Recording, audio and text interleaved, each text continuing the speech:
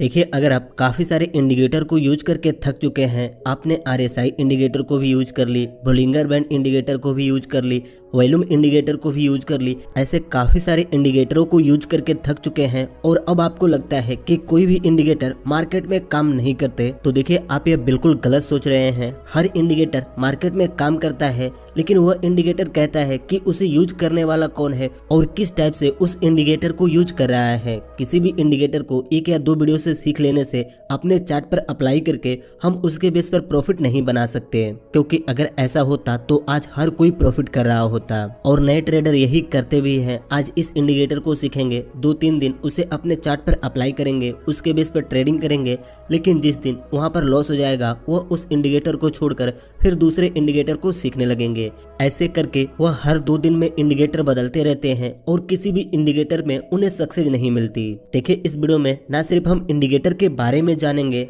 हम सीखेंगे कि अगर उस इंडिकेटर को हम यूज करते हैं तो उसमें कैसे परफेक्ट हो सकते हैं और उसके बेस पर ट्रेडिंग कैसे कर सकते हैं। क्योंकि अगर आप हमारे रेगुलर व्यूअर होंगे तो आपको पता होगा कि हम पिछले 1-1.5 साल से मात्र 1 से 2 इंडिकेटर को यूज करते आ रहे हैं। क्योंकि जब हमें पता चला 10 इंडिकेटरों को सीखने से अच्छा है किसी एक इंडिकेटर को अच्छे से सीखें, उसी दिन से हमने बाकी सभी इंडिकेटरों को इग्नोर किया और 1 से 2 इंडिकेटरों पर फोकस किया। देखिए, सबसे पहले तो आप यह समझिए इंडिकेटर्स होते क्या हैं। जब तक आप यह नहीं समझेंगे तब तक आप गलतियां करते रहेंगे और आपको लॉस होता रहेगा। सिंपली किसी भी इंडिकेटर का काम होता है इंडिकेट करना, लेकिन हम में से काफी सारे लोगों को लगता है कि अगर हम इस इंडिकेटर को सीख लें फिर तो हमें रोज प्रॉफिट होगा। देखिए, इंडिकेटर के काम वैसे ही है जैसे कि एक मोड़ पर 2 रास्ते हों और 2 रास्ते अलग अलग जगहों को इंडिकेट कर रहे हों, लेकिन उन इंडिकेटर के भरोसे चलने से पहले हम रास्ते को तो देखते ही हैं कि रास्ता कैसा है।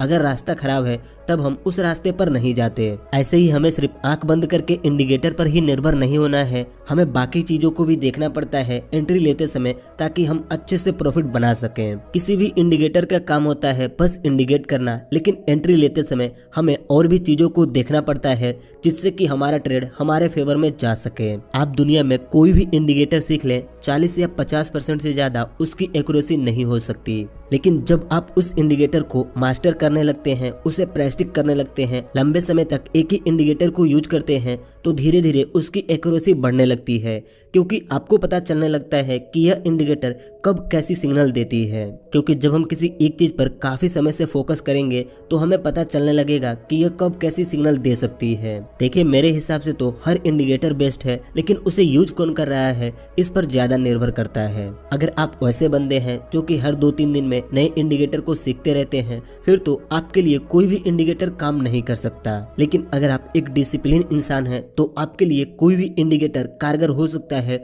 और आप उसके बेस पर ट्रेडिंग कर सकते हैं। देखिए, मैं पिछले 1 साल से 2 इंडिकेटर को यूज कर रहा हूं और वही इंडिकेटर अभी मैं आपके साथ शेयर करने वाला हूं। और यहाँ पर हम ये भी जानेंगे कि कब इस इंडिकेटर के बेस पर ट्रेड करना है और कब नहीं। हमारा पहला इंडिकेटर है मूविंग एवरेज और दूसरा है सुपर ट्रेंड।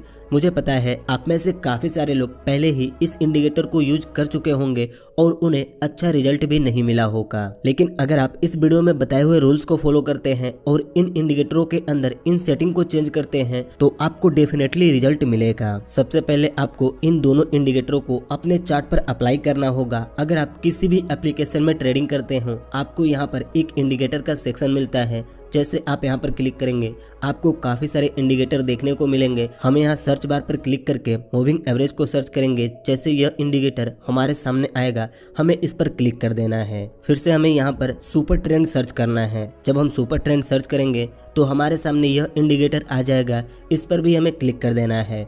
अब देखिए, यह दोनों इंडिकेटर हमारे चार्ट पर अप्लाई हो चुके हैं। सबसे पहले इन दोनों इंडिकेटरों के सेटिंग में हमें कुछ चेंजेस करने होंगे जिससे कि यह इंडिकेटर हमारे हिसाब से काम करे। पहले हम मूविंग एवरेज वाले इंडिकेटर पर क्लिक करेंगे तो हमें साइड में एक सेटिंग का ऑप्शन मिलेगा। हम जैसे यहाँ पर क्लिक करेंगे हमारे सामने कुछ ऐसा इंटरफेस आ जाएगा। देखिए, इनपुट में आने के बाद हमें इसके लेंथ को 20 करना है और समथिंग लेंथ को 9 करना है। बाकी सब चीजों को हम ऐसे ही रहने देंगे। यहाँ स्टाइल पर क्लिक करके आप चाहें तो इसके कलर को चेंज कर सकते हैं और इसके साइज को भी बढ़ा सकते हैं। इन चीजों को अप्लाई करने के बाद हम सिंपली ओके पर क्लिक करेंगे। देखिए अब यह इंडिकेटर हमारे हिसाब से मॉडिफाई हो चुका है। हमें यहाँ पर सुपर ट्रेंड में भी कुछ चेंजेस करने हैं। सिंपली इसके भी सेटिंग पर क्लिक करेंगे तो हमारे सामने वही इंटरफेस आ जाएगा। सिंपली यहाँ पर हमें इसके लेंथ को 14 करना है और फैक्टर को 2 करना है। इन दोनों को चेंज करने के बाद हम सिंपली ओके के बटन पर क्लिक कर देंगे। देखिए अब ये दोनों इंडिकेटर हमारे हिसाब से मॉडिफाई हो चुके हैं। बस अब यहाँ पर हमें समझना यह है कि कब ये इंडिकेटर किस साइड के सिग्नल देते हैं। देखिए जब प्राइस बढ़ने वाली होगी तो सुपर ट्रेंड बाई का सिग्नल देगा और जब प्राइस गिरने वाली होगी तब सुपर ट्रेंड सेलिंग का सिग्नल देगा। जैसा कि आप यहाँ पर देख ही सकते हैं, जब प्राइस बढ़ने वाली थी तो यहाँ पर एक ग्रीन सिग्नल मिला, मतलब कि यहाँ से प्राइस ऊपर जा सकती है।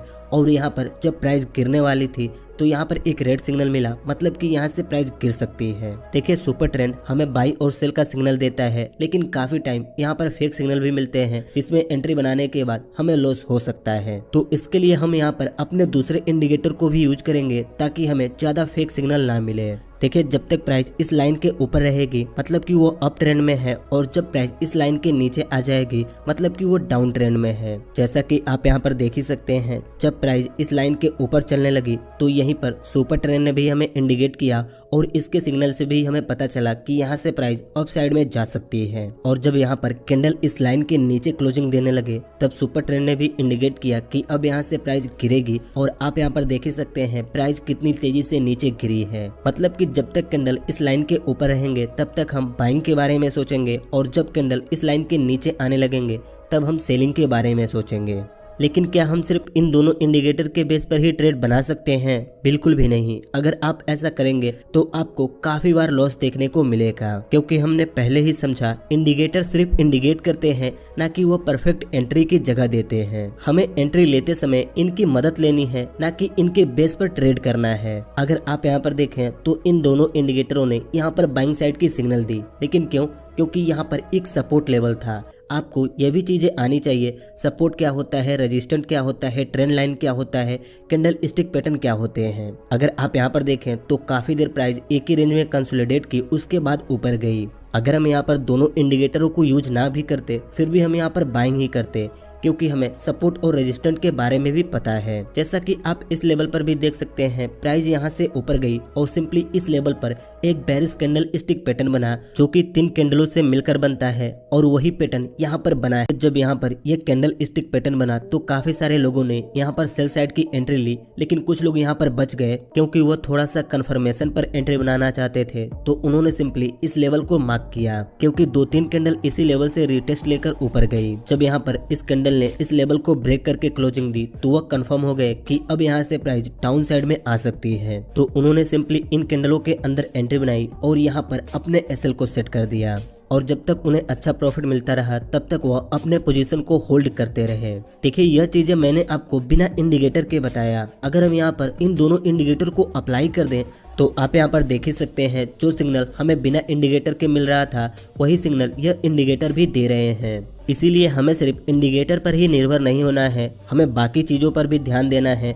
जब हम एंट्री बनाएं तो वहाँ पर हमें सपोर्ट एंड रेजिस्टेंट को भी देखना होगा, कैंडल स्टिक पैटर्न को भी देखना होगा, वहाँ पर अपनी साइकोलॉजी भी यूज करनी होगी कि यहाँ पर क्या हो सकता है, उसके बाद ही एंट्री प्लान करनी है। जितना यूट्यूब के वीडियो में आपको ट्रेडिंग आसान लगता है उतना रियल लाइफ में है नहीं। मेरा मकसद यह नहीं है कि आपको किसी इंडिकेटर के बारे में बता दें और आप उस इंडिकेटर को यूज करके लॉस पर लॉस करते रहें। मेरा मकसद यह है कि आपको सही नॉलेज दी जाए, जो रियलिटी है वो चीजें बताया जाए कि आप सही डायरेक्शन में काम कर सकें। जितने भी लोग इंडिकेटर के बेस पर ट्रेडिंग करते हैं उनका इसी वजह से लॉस होता है, क्योंकि वह सिर्फ इंडिकेटर के भरोसे बैठे होते हैं। जब इंडिकेटर बाई का सिग्नल देगा तो वह बाई करेंगे, जब इंडिकेटर सेल का सिग्नल देगा तो वह सेल करेंगे। अगर ये सब चीजें इतनी ही आसान होती तो आज 90% लोग लॉस नहीं करते। आपको यह सब चीजें समझना होगा। एक ट्रेड प्लेस करने से पहले हमें काफी सारी चीजों को देखना पड़ता है, तब जाकर हम एक सही ट्रेड में एंट्री बना पाते हैं। मुझे पता है मैं यहाँ पर रियलिटी की बात कर रहा हूँ तो काफ़ी सारे लोगों को ये चीज़ें पसंद नहीं आएगी,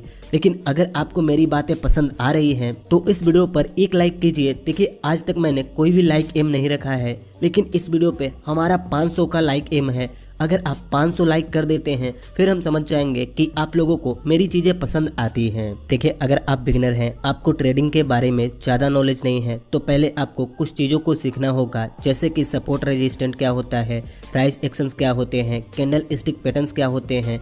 और यह इंडिकेटर तो मैंने आपको यहाँ पर सिखाई दिया कि इंडिकेटर कैसे काम करते हैं। सिंपली जब हम इस इंडिकेटर के बेस पर ट्रेड लेंगे तो हमें अपने पोजीशन को वहां तक होल्ड करना है जब तक कैंडल इस लाइन के ऊपर क्लोजिंग ना देने लगे। अगर एक दो कैंडल इस लाइन के ऊपर क्लोजिंग दे देते हैं फिर वहां पर हमें अपने पोजीशन को एग्जिट कर देना है। वैसे ही अगर हम बाइंग साइड की एंट्री बनाएंगे तो जब तक प्राइस इस लाइन के ऊपर है तब तक हम अपने पोजीशन को होल्ड करेंगे, लेकिन जहां पर हमें अच्छा प्रॉफिट मिल रहा होगा वहीं पर हम अपने पोजीशन को एग्जिट कर देंगे। अगर आप हमारी वीडियोस को रेगुलर देखते होंगे तो आपको पता ही होगा कि हम डेली इंडिकेटर यूज नहीं करते। देखिए इंडिकेटर यूज करने के भी कुछ रूल्स होते हैं, जैसे कि कोई भी इंडिकेटर न्यूज बेस मार्केट में काम नहीं करता।